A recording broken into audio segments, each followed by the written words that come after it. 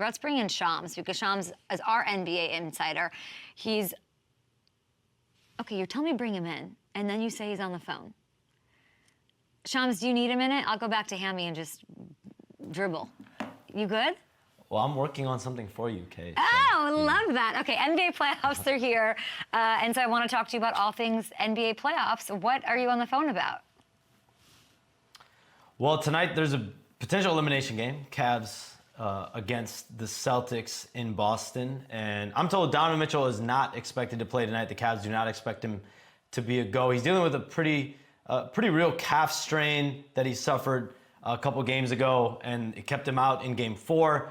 And the Cavs are prepared to play on without him tonight. So they started Karis LeVert in his absence. So that is what they're planning on moving forward. That's what they're planning on moving forward. Do you have any other news? Who's the next person to get roasted? Who's the next star? Who's the next GOAT in sports getting roasted? What is your little phone telling you? Well, I don't know. After the Tom Brady roast, I don't know how many people are going to want to. That was pretty serious stuff right there. You don't think if there's an NBA GOAT that would be willing, do you think Michael Jordan's got it? Like he'd go up there and take that beating? No, I don't know about him. Honestly, I think I could see LeBron James doing something like that, just in terms of how I think anytime you talk to a former teammate of his, anyone around him knows like the type of person he is.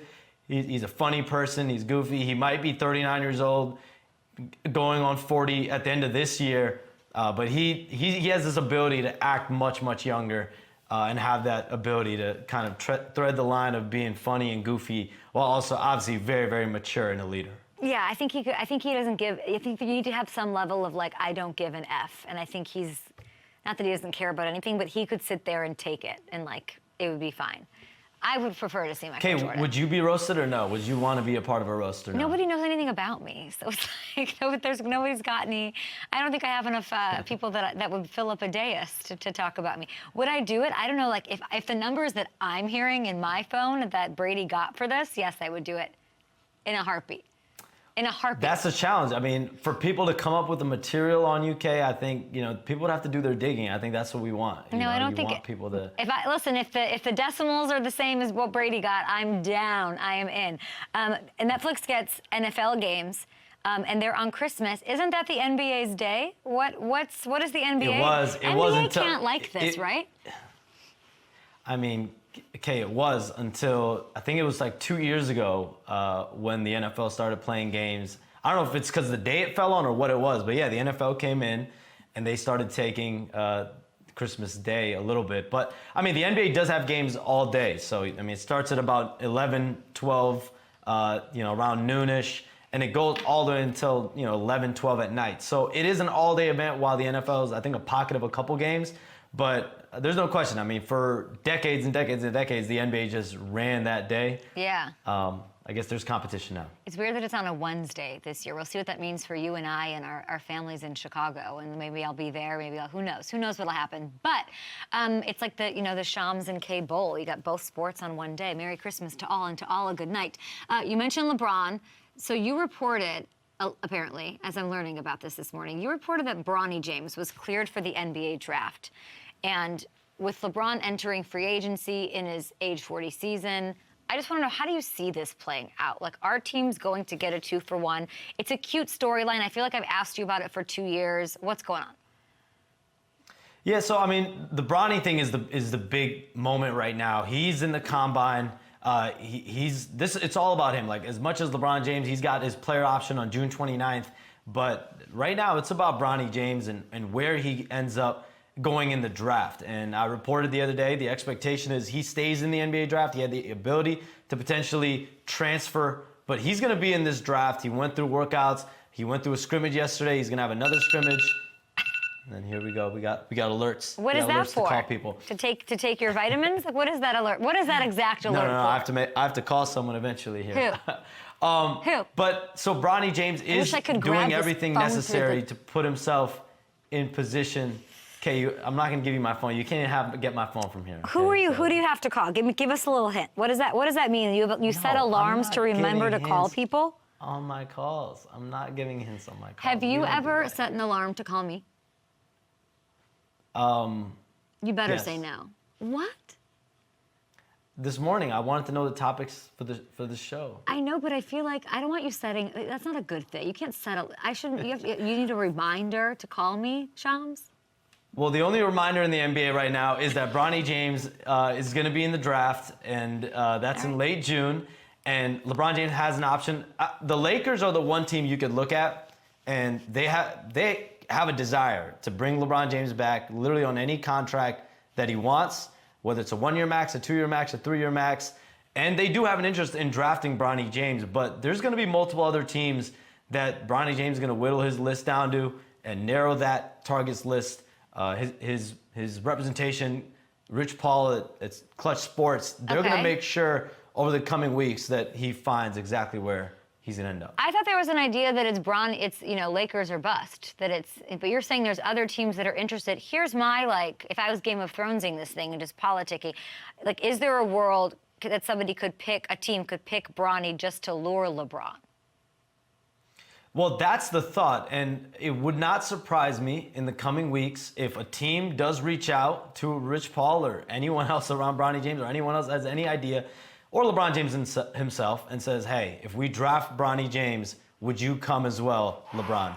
And the answer to that is going to be no, as of right now. That's not a given. That's not something that is going to be preordained. Now, listen, if the Lakers go out there and draft Bronny James, they feel like he's going to be a good fit for them. And one thing, the Lakers are in the midst of a coaching search, and one important element of that search is going to be player development and hiring someone for the next 4, 5, 6 years that can help you.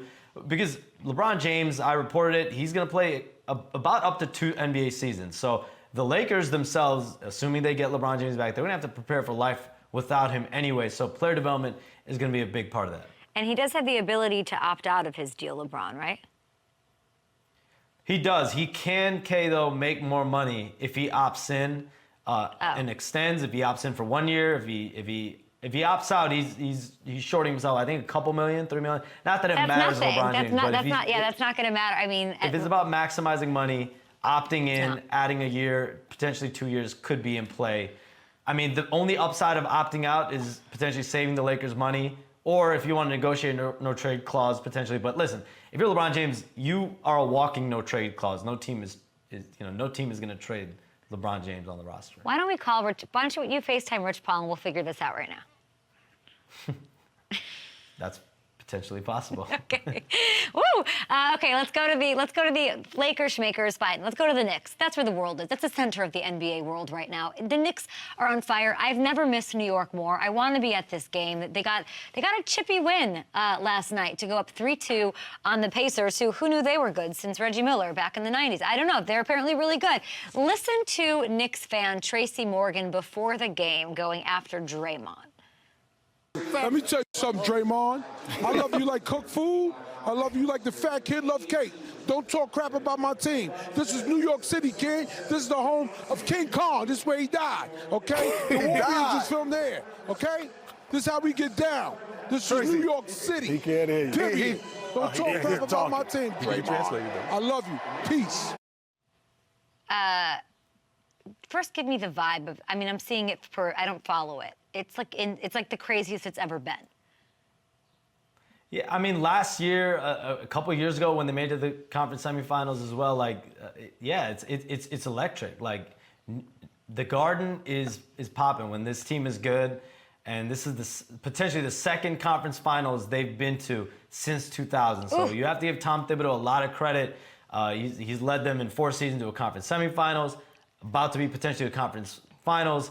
And it's like the Lakers in a lot of ways. Lakers and Knicks, when these two teams are good, the crowds are obviously enormous, but the amount of celebrities you see courtside, the amount of people you see courtside that are notable. Kay, I definitely think you should get out to a game. Who do you wish? Because I went to a game once, and it was Brunson's big game, and he dropped 44 last night, incredibly. Even though Hamilton's like crying and whining about how he's hurt the other day, so I don't even know. Hamilton's clearly not my NBA insider, but I sat next to. Who did I sit next to? Hamilton?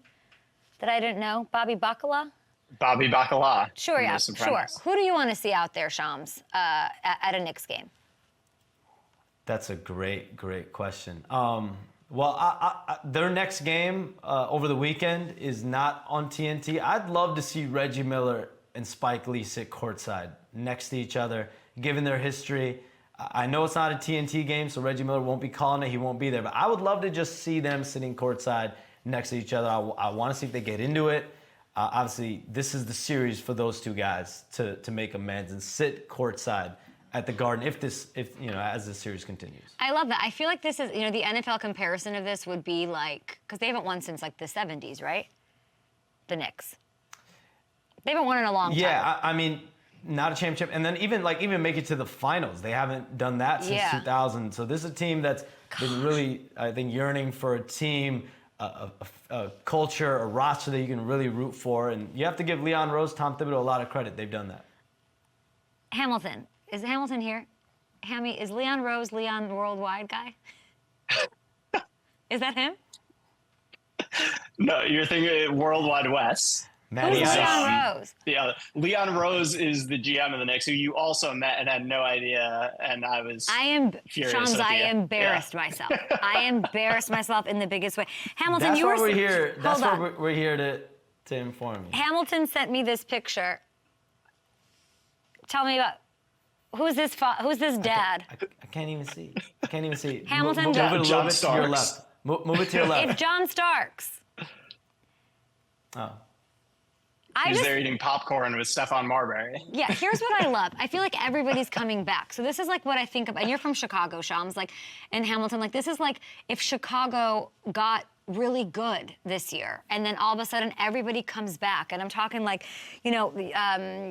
Forte's there, Devin Hester's sitting there, Jay Cutler's back. You got sexy Rexy Gross. But did anybody who had anything to do with the Bears, or even Chicago, let's bring back Al Bundy and Peggy, Ed O'Neill, Katie Siegel. Let's go ER. Let's get Clooney and let's get anybody who's ever been involved in the Chicago world at these games. That's what I feel like. The Vince Vaughns, the Jeff Garlands. I want that for Chicago, and I feel like that's the equivalent in the Knicks world right now. I gotta get to a Knicks game. So Leon Rose, send me some tickets. All right, Hammy, appreciate you and your Brunson Schmunson BS that you're texting me right now. Okay, Shams. Let's talk Nuggets here. Last time I checked, the Timberwolves were undefeated. Nobody was going to take them down. And then the Nuggets have come back from a 2-zip hole, and they're leading the series 3-2. What happened here? And especially with this crazy player who dropped 40 and was unstoppable. And by the way, before we even say that, let's listen to him because I love any soundbite with this guy. I had open lane, and I'm a freak of nature, and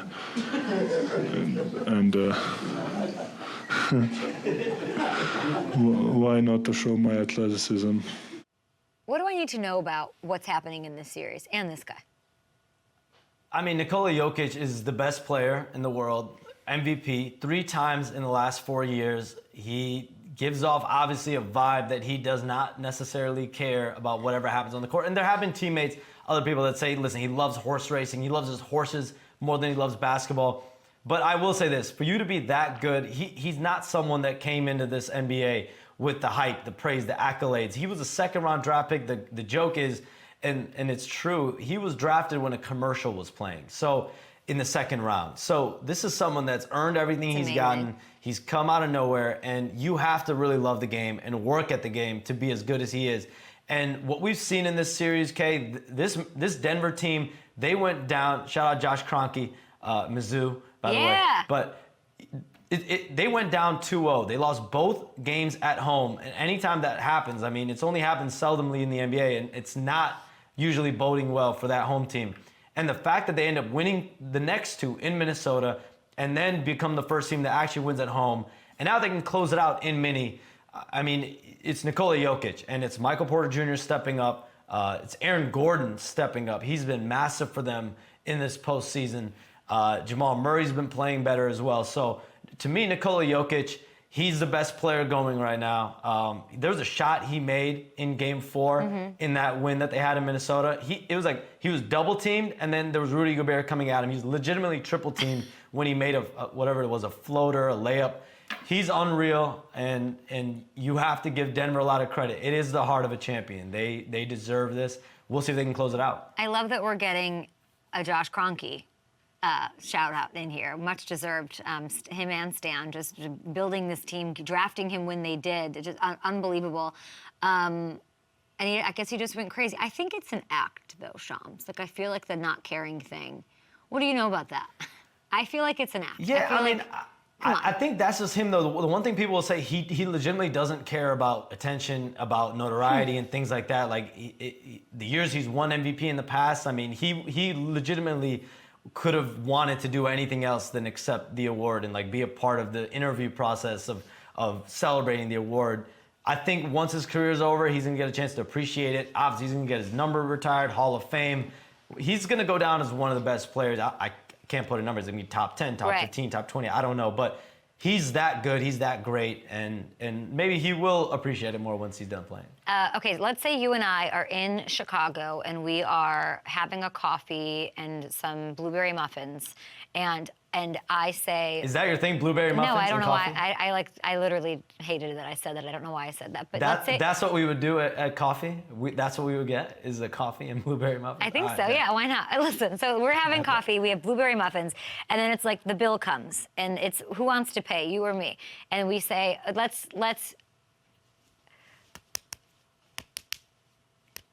No, I'm paying. No.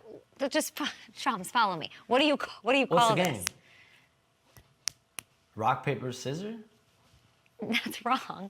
I said the internet went crazy yesterday because I call it paper, scissors, rock, and everyone said I should be on an FBI. No, it's rock, paper, scissors. Everyone said I should be on an FBI watch list. Everyone said I should be, like, is this a Chicago thing? Maybe this is one thing we definitely would disagree on, and I don't see eye to eye on this. I feel like if you say scissors, like it's paper, scissors, rock. No? It's rock, paper, scissors? Paper, scissors. I think you just made this up. I think you just pulled this out. No, right people now. people dug up old tweet. I think it's because I'm smarter than everyone and I understand what sells better. And what sells better is to put rock at the end. Rock is a strong one-syllable word ending on scissors. Scissors. That's 2 syllables. You want to go like boom, boom, bam. Paper, scissors, rock. No, you want to start at the beginning with the 1 syllable. Not the end. No, Shams, this is. But I thought maybe. You said scissors, paper, rock, or paper, scissors, rock? It's Hamilton. It's paper, scissors, rock. And Hamilton was thinking maybe it's a Chicago defect. No, it's got to be one syllable. I think it's just a Polish. It must be a Polish defect. I think it's just you. Matty Ice is not rolling with this. I'm gonna call. Sean, we're gonna say bye. In the break, I'm gonna call my brother and see how he says it. And now stay tuned for that. All right, we got the big news on Donovan. I don't quite know what it means, but apparently it's big news for everybody out there. So Shams, I love you. I love it when you break news for me. Let's FaceTime Rich Paul. Conference me in.